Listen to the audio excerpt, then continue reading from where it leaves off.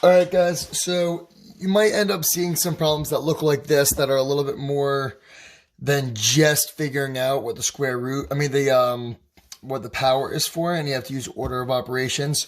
So we just want to remember that the order of operations is GEMDAS, where multiplication and division are grouped together and adding and subtracting are grouped together. So the first thing we're always going to do is the grouping. So if we look here, do we have grouping? Yes, we do have grouping. There are parentheses right here. The -8 plus 6. So this is the first thing I need to do. So I'll bring down everything else. Keep the 6 minus 4 to the third power. Parentheses. What is -8 plus 6? Well, this isn't a negative. This is a positive, which means that we're going to be subtracting the two numbers. So 8 minus 6 is 2. 8 is larger than 6. So that is the sign we're going to use, the negative sign, where that stays with the 8. So it's -2. It's like if a running back lost 8 yards on the first carry and then gained 6 yards on the second carry, he is still down 2 yards overall.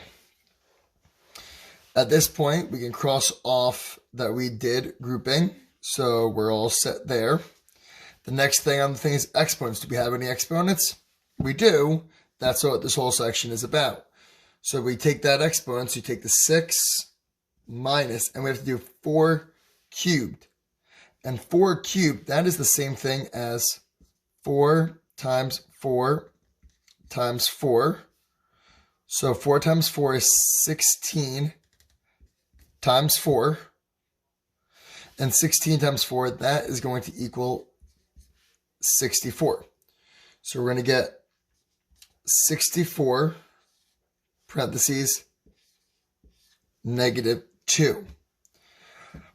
This is where this exact problem is going to get a little bit tricky for those that don't have the strongest integer skills. But now we're going to use multiplication. This -64 times a -2.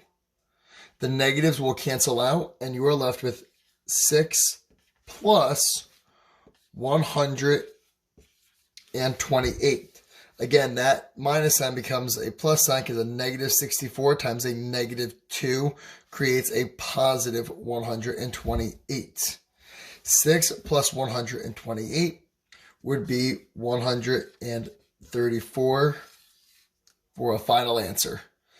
We did our grouping, we did that first, bring down there. Exponents, we did that next, that's perfect. Our multiplication and division, we did that right there, so we did that in a row. And our adding and subtracting, we did our addition last. Always make sure you follow GEMDAS all the way through the problem. If I were to have done 6 minus 64 before multiplying by 2, that would have been incorrect. If I would have done 6 minus 4 and then cubed that, that would have been incorrect.